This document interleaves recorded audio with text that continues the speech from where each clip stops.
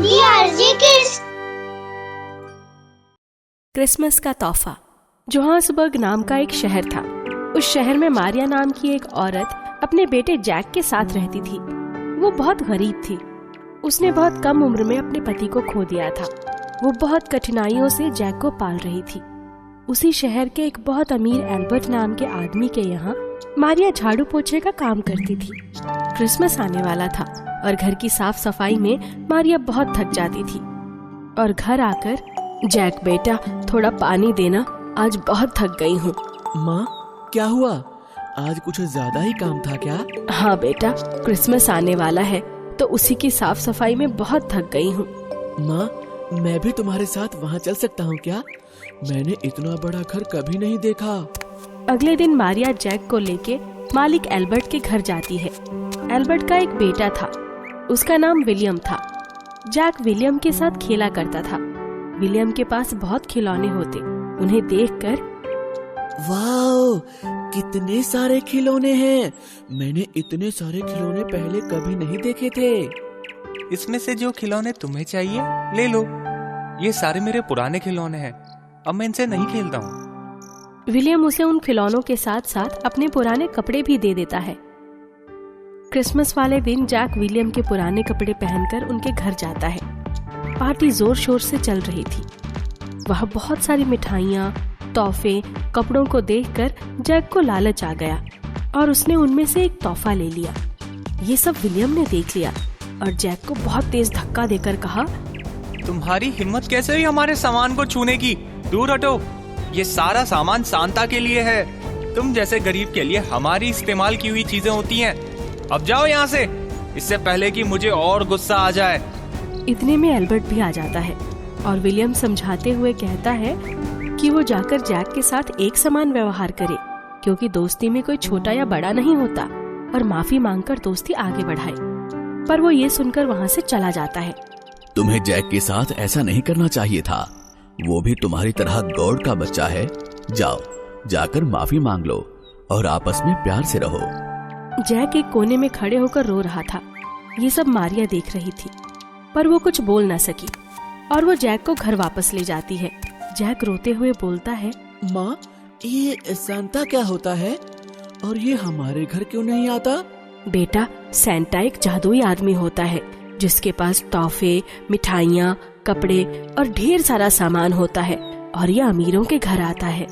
माँ, ये इतना सारा सामान कैसे लेकर आता है? ये अपनी पीठ पर एक जादुई थैला टांग कर रखता है और उसमें ही ये सारा सामान होता है।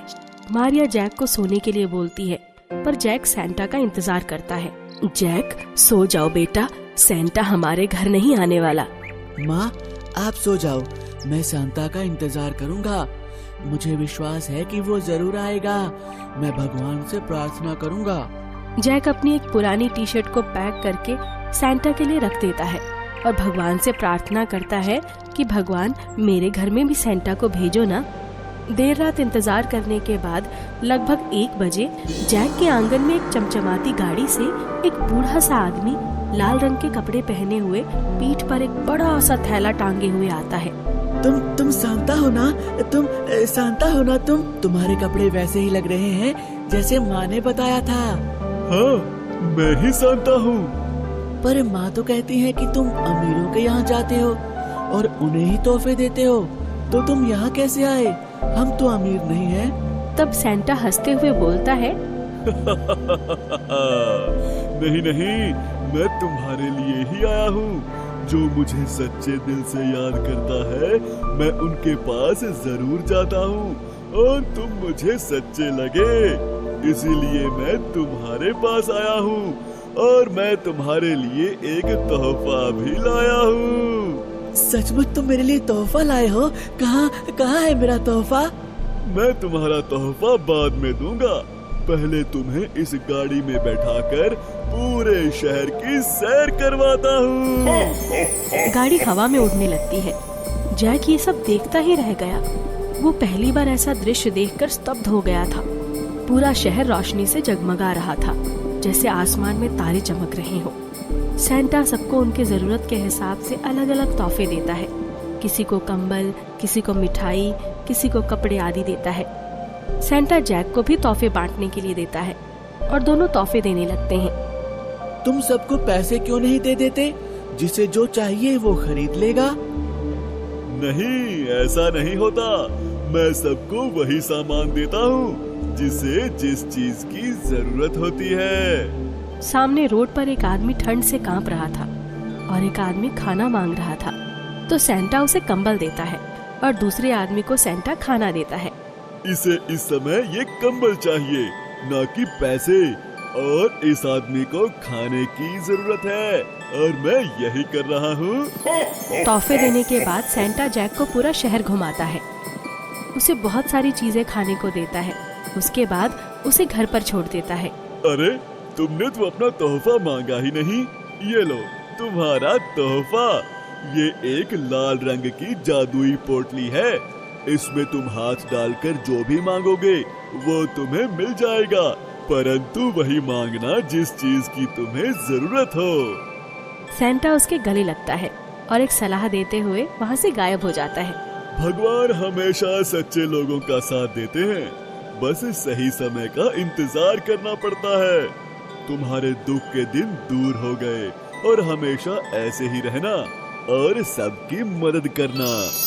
क्रिसमस के अगले दिन एल्बर्ट और विलियम जैक के घर आते हैं और विलियम जैक से माफी मांगता है। मुझे माफ कर दो। पापा ने मुझे समझाया और मुझे अपनी गलती का एहसास हो गया है। मैं बहुत शर्मिंदा हूँ। कोई बात नहीं। शुरू में मुझे बुरा लगा, पर मुझे इससे कुछ सीख मिली और अब मैं सबकी सहायता करना चाहता हूँ। जैक उसको माफ करके गले लगाता है और मन ही मन ये सोचता है कि सेंटा सही कहता है कि भगवान हमेशा सच्चे लोगों का साथ देते हैं, बस सही समय का इंतजार करना पड़ता है। उस दिन के बाद जैक और उसकी माँ के सारे दुख दूर हो जाते हैं और दोनों खुशी खुशी रहने लगते हैं। उस दिन के बाद से दोनों लोग गरीब और दुखी लोगों की मदद करते हैं और उस पोटली का उपयोग सही वजह और जरूरतमंद लोगों के लिए करते हैं।